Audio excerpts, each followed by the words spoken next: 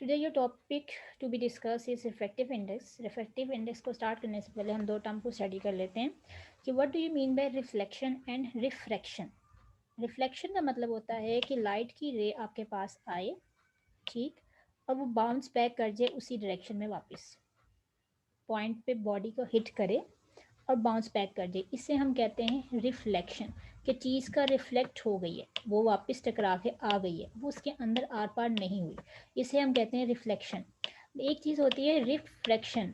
उसका मतलब ये होता है कि आपके पास कोई भी बॉडी है, अगर हमने उस पर रे फॉल कराई है तो वो बाउंस बैक ना हो बल्कि उस मीडियम के अंदर चली जाए, इसको हम कहते हैं रिफ्रैक्शन। तो ये जो रिफ्रैक्टिव इंडेक्स है ये बेसिकली बेस्ड करता है on the principle of refraction, कि लाइट की आप जो रे फॉल करवाते हो किसी भी मीडियम पे, किसी बॉडी पे, वो लाइट उससे टकरा के वापस नहीं जाती है बल्कि उस मीडियम के अंदर चली जाती है। क्लियर? तो यही चीज़ को हम आज स्टडी करेंगे डीपली। हम उसे ज़रा डिटेल में पढ़ेंगे कि रिफ्रैक्टिव इंडेक्स क्या होता है। ये आपका शॉर्ट में भी आ सकता है, ऑब्जेक्टिव के लिहाज से भी इंपॉर्टेंट है और लॉन्ग के लिए भी। तो आपके पास है when a ray of light enters from one medium to another then it change its direction, this property is called refraction. यानी आपके पास एक लाइट आपके पास आ रही है, वो एक मीडियम से दूसरे मीडियम में जाती है। अब ये मीडियम का मतलब ये है कि आप वो चीज़ सप्लाई करते हो, एक सिस्टम सराउंडिंग उसको प्रोवाइड करते हो जिसमें लाइट ट्रैवल करती है। अब लाइट का जो ट्रैवल करने के लिए मीडियम है, आपके पास पिक्चर बनी हुई आ रही 2.12 में, इसमें आपके पास है, एक है एयर और एक है लिक्विड। ठीक, ये जो आपके पास एयर होता है ना, ये आपके पास मीडियम, आप ये कह सकते हैं it is a rare medium.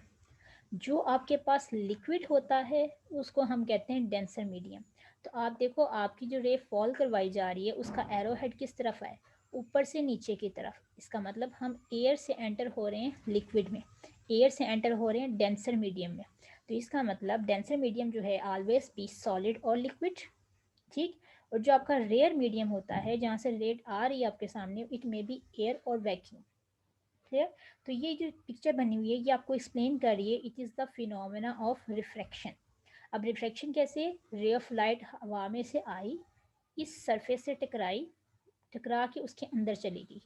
अब ये जब अंदर गई ना तो हमें नहीं पता चला ये कितने एंगल पे गई, बाहर से कितना एंगल था, इसका कितना एंगल था, डिफरेंस क्या था दोनों में। उसके लिए हम एक परपेंडिकुलर ड्रॉ करते हैं उस सरफेस के, यानी जो आपकी सरफेस है ना उसके 90 के एंगल पे एक नॉर्मल ड्रॉ किया जाता है। जो 90 के एंगल पे होता है ना उसे हम नॉर्मल कहते हैं टू द सरफेस। तो हमने इस सरफेस के ऊपर, इस मीडियम के ऊपर बाउंड्री पे हमने नॉर्मल ड्रॉ किया, और उससे हम एंगल मेजर करते हैं। वो कौन से, एक होता है एंगल ऑफ इंसिडेंट, यानी इंसिडेंट रे, जो टकराने वाली रे है उसको कहते हैं इंसिडेंट रे, और उसका जो एंगल होता है उसे आई से शो करते हैं, उसका मतलब होता है एंगल ऑफ इंसिडेंस। एक रे आपके पास होती है जो बन गई, जो टकरा के जब अंदर गई, जिसके बॉडी के अंदर बिल्कुल पोजेस कर गई, उसके अंदर पहुंच गई, उसको हम कहते हैं रिफ्लेक्टेड रे, और उसका जो एंगल होता है उसे आर से शो किया जाता है, उसे कहते हैं एंगल ऑफ रिफ्रैक्शन। क्लियर?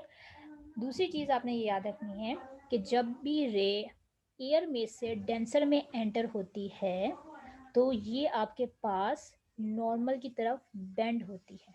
ठीक, नॉर्मल की तरफ बेंड होने का मतलब है, ये देखें ये आपके पास नॉर्मल के करीब करीब है, ये नॉर्मल की पूरी लाइन है जो डॉटेड लाइन आपको बुक पे शो की गई है, इस लाइन के पास आने की कोशिश करती है।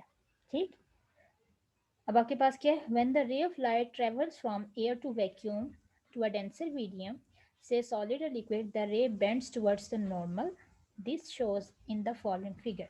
ये आपके पास आ गया। उसके बाद आपके पास क्या है, अब वो आपसे ये कहता है कि आपने दो चीज़ें याद रखनी है। एक चीज़ कि जो एंगल ऑफ इंसिडेंस होता है वो जैसे जैसे इंक्रीज करता है आपके पास एंगल ऑफ रिफ्लेक्शन भी बढ़ता है, रिफ्लेक्ट करने का भी एंगल बढ़ेगा, लेकिन हमेशा एंगल आई बड़ा होगा एंगल आर से, बढ़ेंगे दोनों ही। ठीक, दोनों में डायरेक्ट रिलेशन है। फॉर एग्जांपल जब हमने स्टार्ट किया मैंने इसको फॉल कराया था 60 पे, 60 के एंगल पे, जब ये रिफ्लेक्ट हुआ ये 40 पे हुआ। ठीक, उसके बाद मैं कह देती हूँ आपके पास 60 पे आपके पास एंगल था, तो उसके बाद मैं इसकी कह देती हूँ मैंने इसको 70 कर दिया, तो ये 50 हो गया। दोनों बढ़ेंगे लेकिन आपके पास आर की वैल्यू हमेशा स्मॉलर देन होती है, किससे, the value of R is smaller than I. ठीक, ये तो बात होगी हमारी ऊपर वाले मीडियम के लिए कि जब ऊपर से हम नीचे की तरफ आते हैं। अब हम बात करते हैं कि जो रे टकराएगी वो उस मीडियम के अंदर नहीं रहती। ठीक, रे आपके पास ऊपर से आई, एयर से अंदर गई, ठीक है, ये चली गई। अब ये रे इसके अंदर तो ट्रैवल नहीं करती रहेगी, ये फौरन से उससे टकरा के दोबारा बाहर निकल जाएगी। अब आप देखो, पहले एयर से उस क्रिस्टल या उस लिक्विड में अंदर आई थी, एयर इनटू डेंसर, एरो के निशान। अब क्या है, अब डेंसर से कहाँ जा रही है, एयर की तरफ। अब जब डेंसर से एयर की तरफ जा रही है तो इसका मतलब यहाँ पे भी कुछ एंगल बनेगा। यहाँ जो एंगल बनेंगे, यहाँ भी हम एक नॉर्मल ड्रॉ कर लेते हैं इस लाइन पे। अब ये जो नॉर्मल आपके पास होंगे, इस नॉर्मल में आप देखोगे कि जो अब पहले रिफ्लेक्टेड रे थी, जब वो बाहर निकलने लगी है तो वो इंसिडेंट रे बन जाएगी। क्लियर, क्योंकि अब उसने बाहर निकलना है, और बाहर निकलना, जब मीडियम से निकल के जाना है तो वो चीज़ रिफ्लेक्ट हो जाती है। इसलिए अब जो पहले रे आपके पास फर्स्ट स्टेप में रिफ्लेक्टेड थी, अगले पार्ट में जाके वो क्या बन गई है, वो उसका इंसिडेंट पार्ट बन गया, क्योंकि अब वो फिर मीडियम चेंज कर रही है। अब वो फिर डेंसर मीडियम से किस में जा रही है, रेयर में जा रही है, हवा में जा रही है। तो यहाँ से जब ये निकलेगी तो आपके पास आएगा रिफ्लेक्टेड रे। क्लियर, उसको उसने शो आर से ही किया हुआ है, लेकिन आप ये देखोगे डिफरेंस बहुत बड़ा है। पहले एयर से हम डेंसर पे आ रहे थे, अब डेंसर से हम एयर में जा रहे हैं। ठीक, तो इसका मतलब आपके पास क्या है, it means that if the ray of light enter into the denser medium, जब रे ऑफ लाइट डेंसर मीडियम में आती है तो वो फौरन से बाहर भी निकल जाती है रेयर मीडियम में, द रे इज डिस्प्लेस्ड। ठीक है, ये रे निकल जाएगी, बाहर निकल जाएगी। तो ये एक्सप्लेन आपको करती है कि सारा फिनोमेना रिफ्लेक्शन की वजह से होता है। क्लियर, अब आते हैं हम, आपके पास इसमें एक टर्म होती है स्नेल्स लॉ। स्नेल्स लॉ क्या होता है, स्नेल्स लॉ एक इंपॉर्टेंट शॉर्ट क्वेश्चन है, आपके वाइवे के क्वेश्चंस के लिए इंपॉर्टेंट है। स्नेल्स लॉ बेसिकली रेशियो है साइन एंगल की विद रिस्पेक्ट टू इंसिडेंट और with respect to reflection. Clear, ये दो एंगल्स के दरमियान की रेशियो है, इसलिए एन की यूनिट्स नहीं होते। जब सेम फैक्टर को हम डिवाइड करते हैं तो उसके यूनिट नहीं होते। तो N is the ratio of sine angle I to sine R. Sine I का मतलब क्या है, जो वेलोसिटी से हम एयर से अंदर की तरफ आएंगे, तो velocity in the air medium, ये बराबर होता है medium of angle I, medium of angle R. ऊपर जो वैल्यू हम पुट करेंगे वो एयर की करते हैं, नीचे जो वैल्यू पुट करते हैं वो लिक्विड की करते हैं। Actually the angle of incidence is different from the angle of reflection. ये हमेशा आपके पास क्या होती है, दो डिफरेंट वैल्यू क्यों आती हैं। हम क्यों कहते हैं कि हमेशा एंगल आई जो है वो आर से इंक्रीज होगा तो दोनों साथ इंक्रीज करेंगे, डिक्रीज है तो दोनों साथ ही डिक्रीज करेंगे, लेकिन हमेशा आर की वैल्यू हमेशा कम होती है आई से। ये इसलिए कम होती है क्योंकि आपका ट्रैवल करने का या स्पीड जो है, रेट ऑफ स्पीड जो आपका चेंज करने की वेलोसिटी है, वो एयर में कुछ है और सॉलिड्स में कुछ है, लिक्विड में कुछ है। आप देखोगे, आपको पता है साउंड पानी में भी ट्रैवल करती है, सॉलिड में भी करती है, गैसेस में भी ट्रैवल करती है, लेकिन आप देखोगे उन सब की स्पीड जो फ्लो करने की वो डिफरेंट होगी, इसलिए आपके पास ये वेरिएशन आती है। तो हम इसे कह देते हैं sine I is equal to N two over N one. ठीक, अब ये sine I over N two over N one क्या है, N one is the reflective index of the rare medium, rare medium मतलब एयर का। Sine N two की value, it is the medium of denser यानी solid या liquid जिसके अंदर रे जाती है। ठीक, उस टाइम जिसके अंदर वो जा रही होगी। तो sine I over sine R N two over N one, it is called the Snell's law. अब आते हैं हम रिफ्लेक्टिव इंडेक्स की, जो हम बात कर रहे हैं वो असल में क्या है। रिफ्लेक्टिव इंडेक्स आपके पास क्या होता है, ये तो हमने देख लिया, n is called the reflective index. अब हम बात करते हैं क्रिटिकल एंगल की। क्रिटिकल एंगल क्या होता है, इसे क्रिटिकल फिनोमेना से मैच नहीं करना, ये एक अलग चीज़ है। क्रिटिकल एंगल ऑफ रिफ्लेक्शन, ये आपने फिजिक्स में पहले पढ़ा हुआ है, अब हम इसे देखते हैं।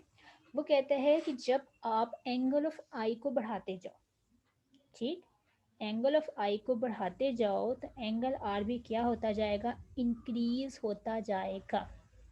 ठीक, अब देखो आई की वैल्यू अगर यहाँ पे थी पहले वन, क्लियर, तो आप देखो आपकी आर की वैल्यू कहाँ पे है, इट इज़ हेयर, ये वन है। क्लियर, एंगल हम हमेशा नॉर्मल से बनाते हैं, तो ये नॉर्मल से एंगल बन रहा है, ये आई का एंगल है, और ये नॉर्मल से अंदर की तरफ जब हम जाएंगे तो ये आर का एंगल है। दूसरा कहता है अगर मैंने इसका एंगल बढ़ा दिया, टू पे आ गया, तो आप देखो ये भी तो टू पे चला गया। क्लियर, फिर कहता है अगर हमने और बढ़ा दिया तो ये वैल्यू क्या हो जाएगी, थ्री, ये और क्या हो जाएगा, थ्री। तो इसका मतलब ये फ़ौरन क्या करेगा, जैसे जैसे आई की वैल्यू बढ़ती जाएगी आर की वैल्यू साथ साथ बढ़ती है, लेकिन एक टाइम आता है जब आई की वैल्यू टोटली बन जाती है 90। क्योंकि हमें पता है कि ये जो आपके पास एंगल होता है between this one it is 90। अब एक टाइम आएगा जब एंगल बढ़ता बढ़ता बढ़ता बिल्कुल इस ना एंड पे आ जाएगा, तो हम उस पॉइंट पे कहते हैं when the angle of incidence become 90, उस टाइम पे जो एंगल आर का आएगा उसको हम कहते हैं critical angle.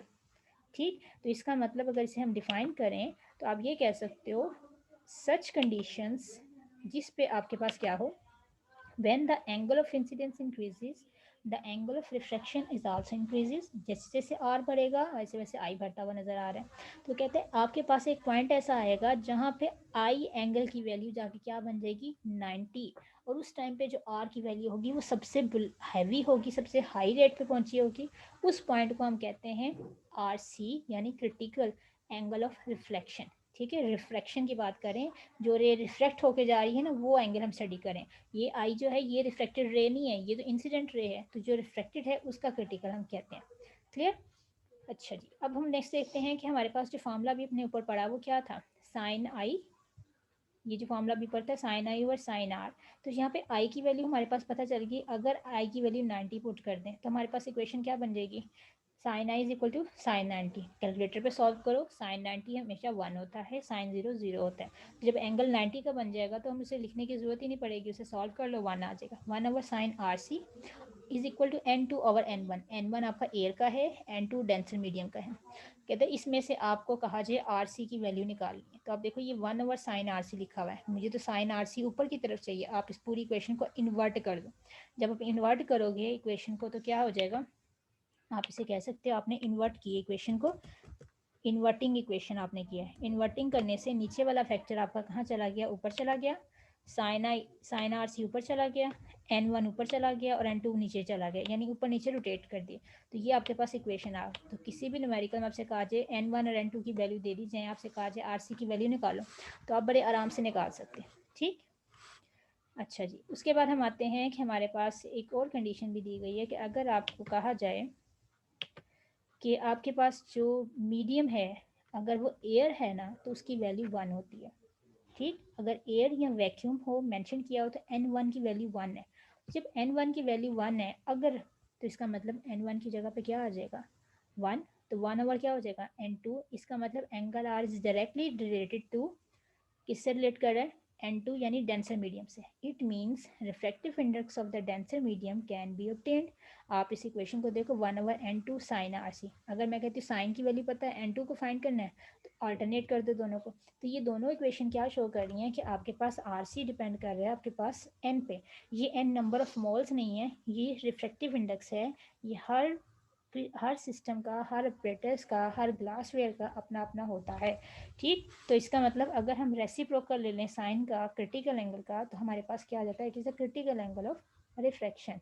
This critical angle of refraction is obtained bye angle of 90 degree. जब आपकी इंसिडेंट रे का एंगल 90 होगा तब आपके पास ये कंसिडर होगा कि 90 का इंसिडेंट बन जाए तो वो एंगल आपके पास क्रिटिकल है।